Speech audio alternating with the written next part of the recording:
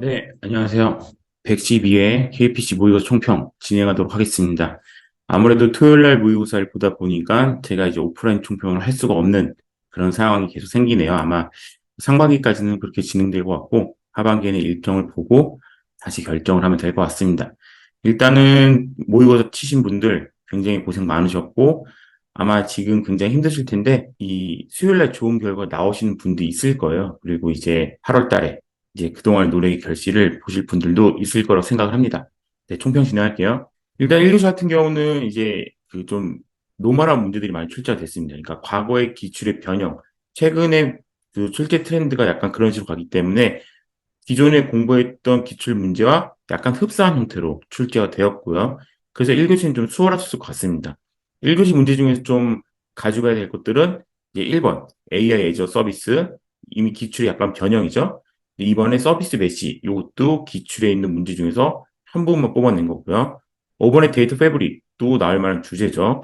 근데 6번의 그 정규 표현식 유한 오토마타도 한번 점검해 보면 좋은 문제 같습니다. 그 다음에 8번의 특화망, 9번의 형상관리, 변경관리, 그리고 13번의 IPS 이제 실내치기 그 기술 같은 경우는 좀 올드 문제거든요. 근데 한 번쯤 툭 튀어나올 만한 그런 주제긴 합니다. 그래서 그런 것들 위주로 같이 한번 살펴볼게요.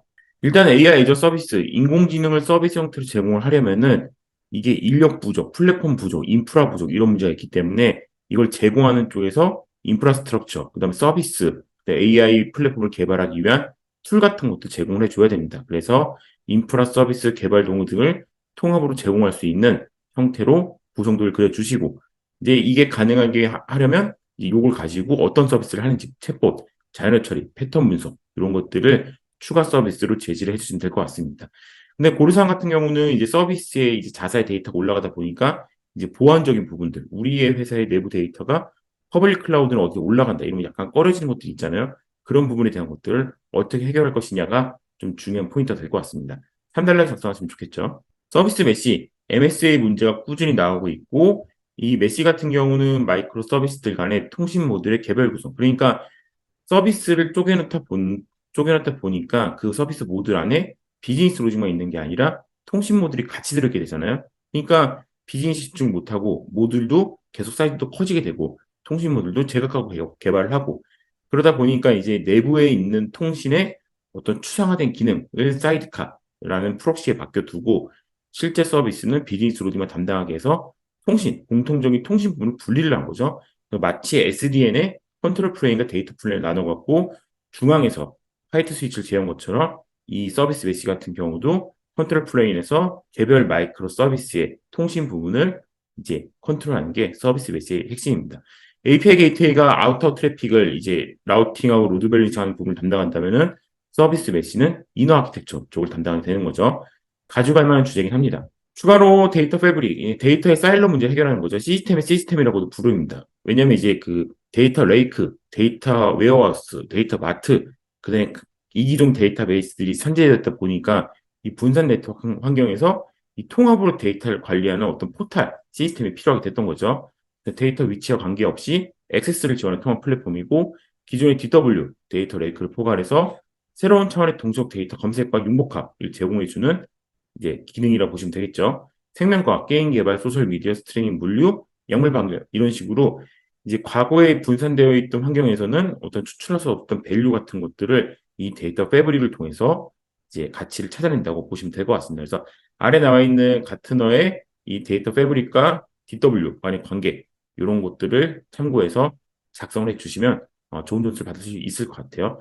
특히나 이런 환경 같은 경우는 이제 최근에 많이 화두가 되고 있는 데이터 관련된 문제 나왔을 때 통합 플랫폼으로 제시할 수 있는 그런 영역이기도 합니다. 다음 문제는 특화망인데요. 특화망은 5G를 이용해서 구축되는 기업 전용망이고요.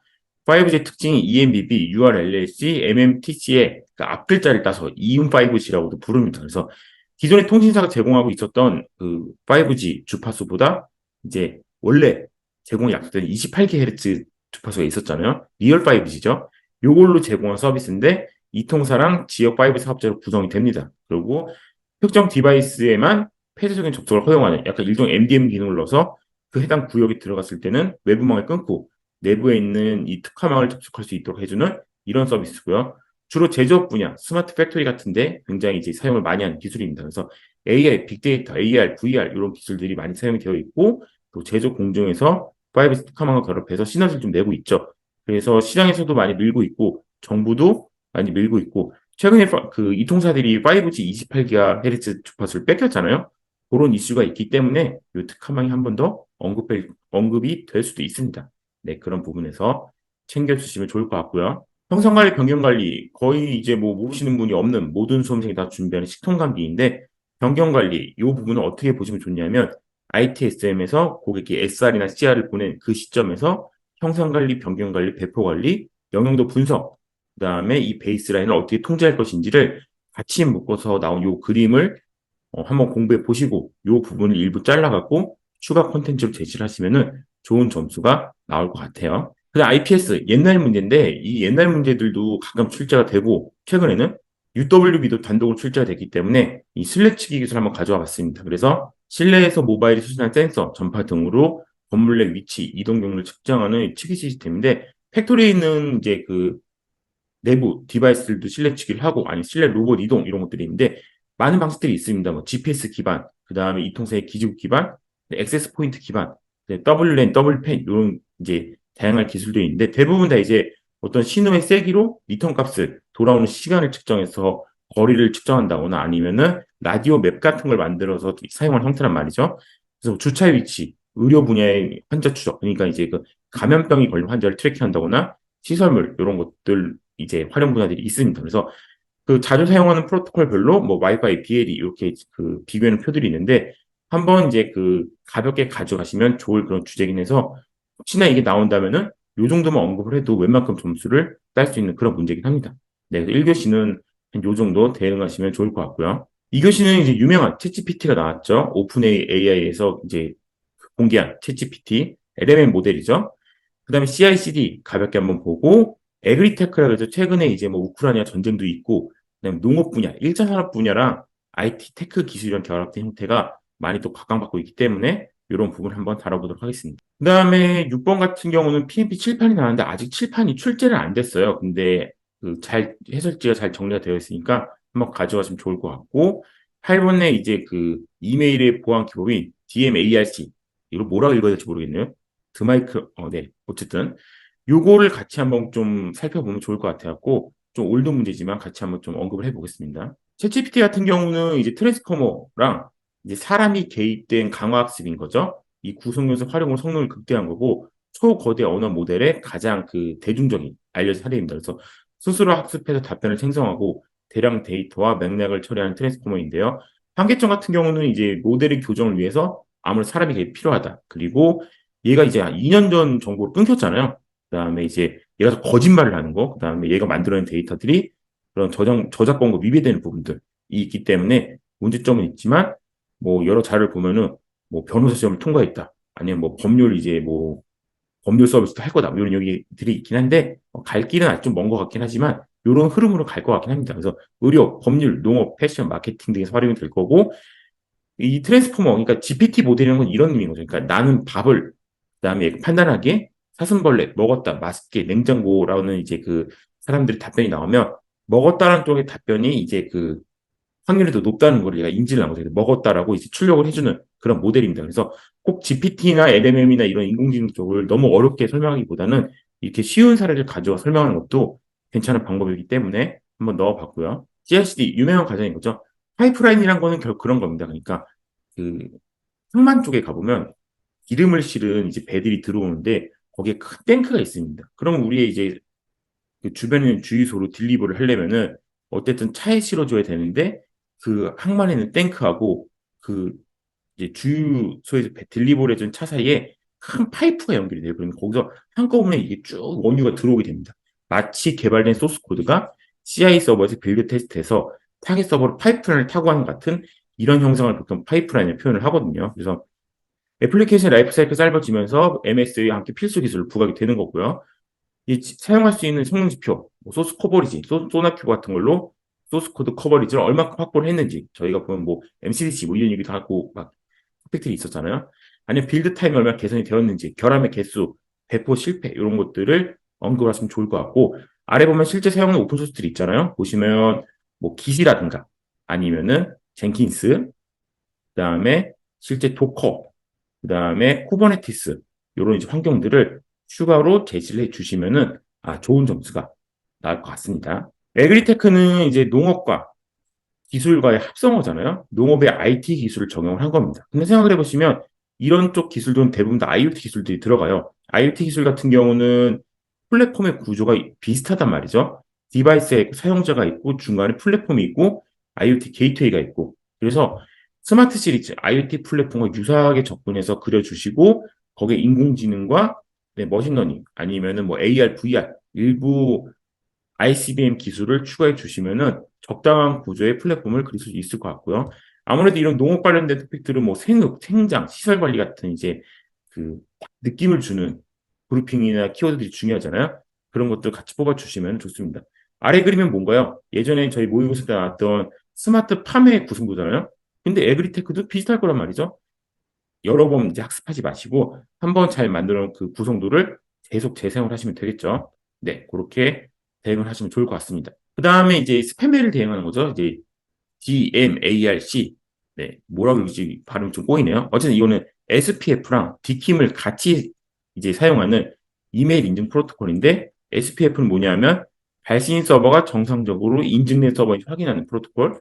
DKIM 같은 경우는 메일의 내용이 위변조 되는지 확인하는 건데 이 두 개를 동시에 사용합니다. 그래서 처음에 발신 측이 메일을 발송하면서 메일 서버가 송신 DNS에 등록을 하고요. 그 다음에 수신한 메일 서버에서 이 송신 DNS에 있는 그 내용을 확인합니다. 이 정상적으로 등록이 된 것인지 확인을 해서 이거 비정상이네. 페일 때리고 격리한 다음에 리포팅.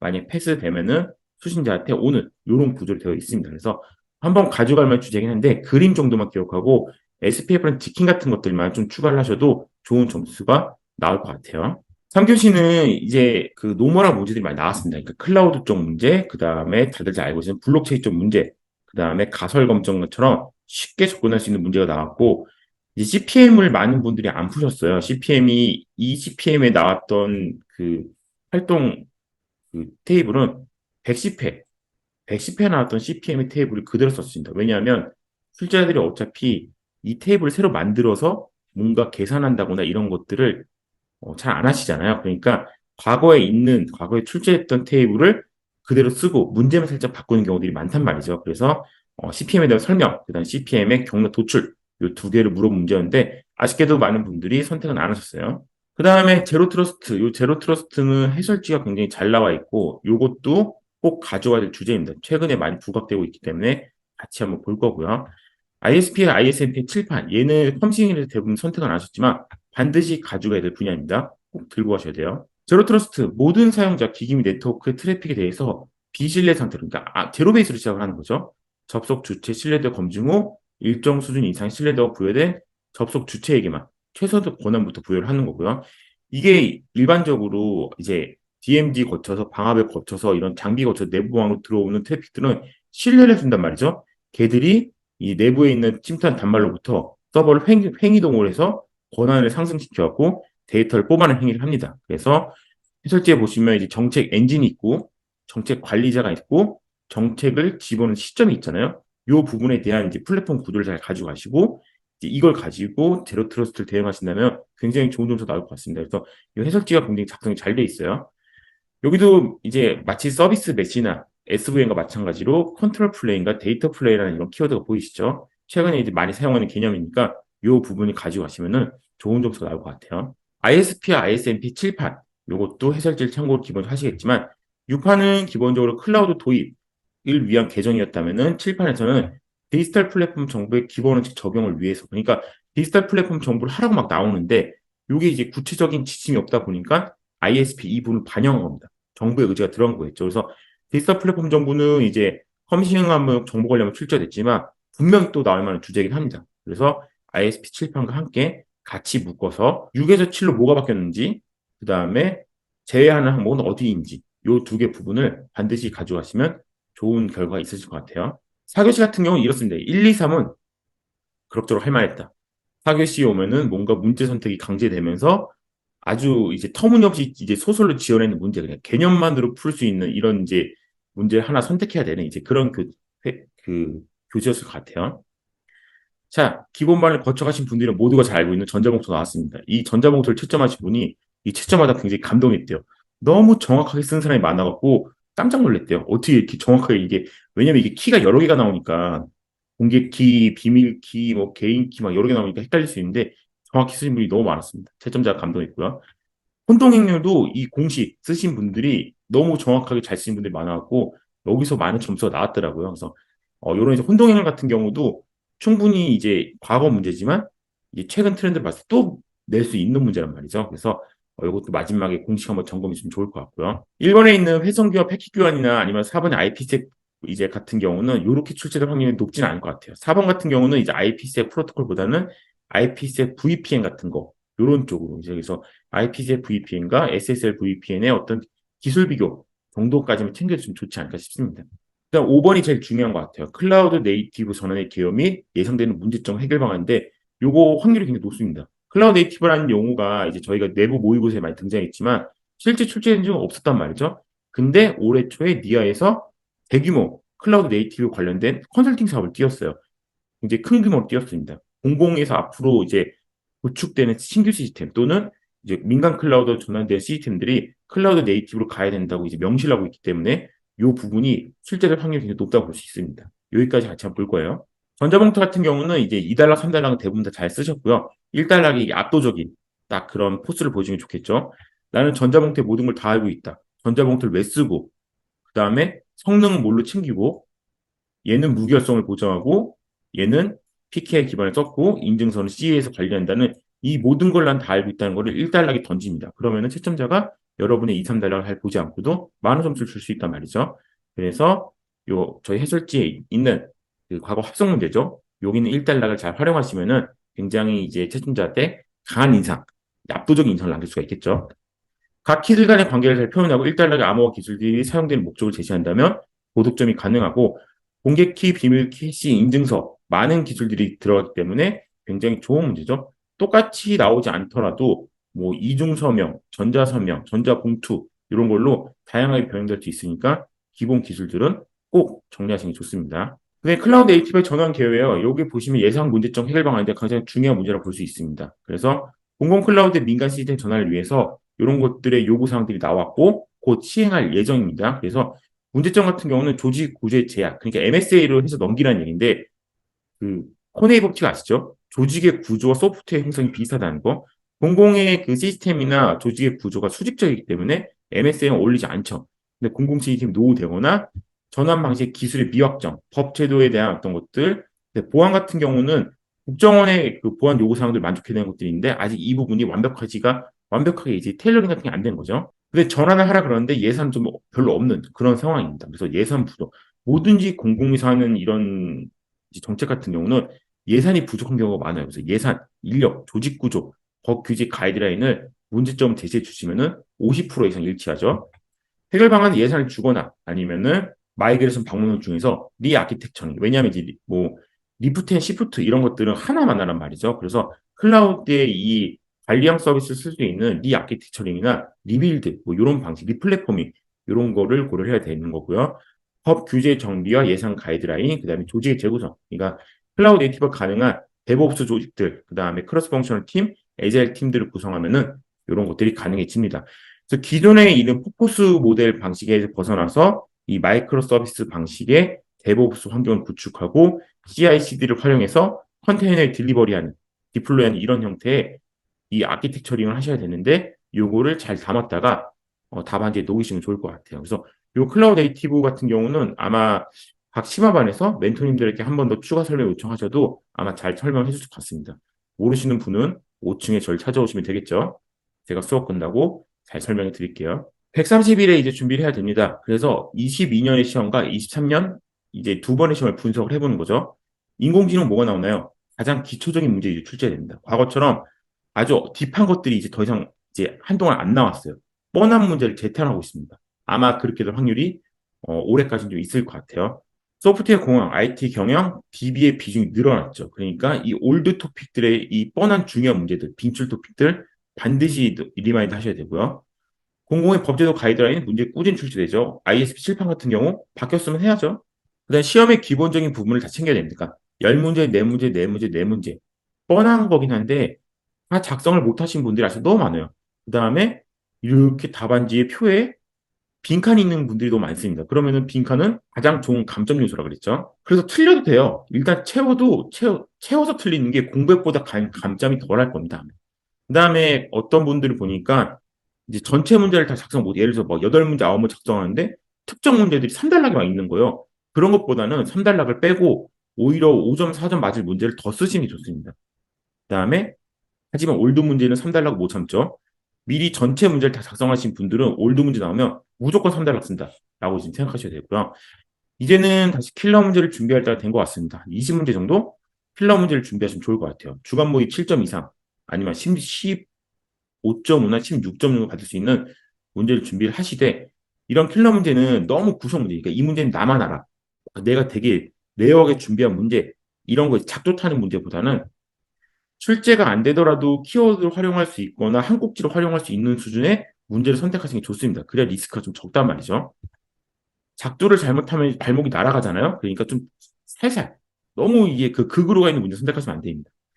그 다음에 마지막에 풀이 문제에 대한 전체적인 점검이 한번 필요할 것 같아요. 그러니까 지난번에 제 서브레팅도 나왔던 것처럼 유명한 풀이 문제들이 있잖아요. 이거 싹 묶어 한번 정리를 하셔도 됩니다. 그리고 이런 킬러 문제는 같이 공부하시는 분들과 그룹을 만들어서 뭐가 나올지 서로 예상하시고 베스트 프랙티스를 서로 준비해서 공유를 했으면 좋을 것 같아요. 이제 며칠 있으면 130피 시험 결과 나옵니다. 그거 합격하신 분들은 당연히 면접 준비를 하셔야 되고 아쉽게 떨어지시더라도 올해 마지막 8월 시험에 올인한다라는 마음으로 끝까지 전력 질하셨으면 좋겠고 기본반 중급반은 서브노트 작성이 시급하니까 이제 서브노트 작성 바로 하시면서 전체 문제 작성에 최대한 집중해서 중요하죠. 지금 기본반 36기는 서브노트를 조금만 만드시면 됩니다. 서브노트가 완성된 수험생들은 이제 불필요한 컨텐츠 삭제. 그러니까 딱 보면 이제 아실 거야. 이거 안 나올 것 같아. 또는 빈도가 낮을 것 같아.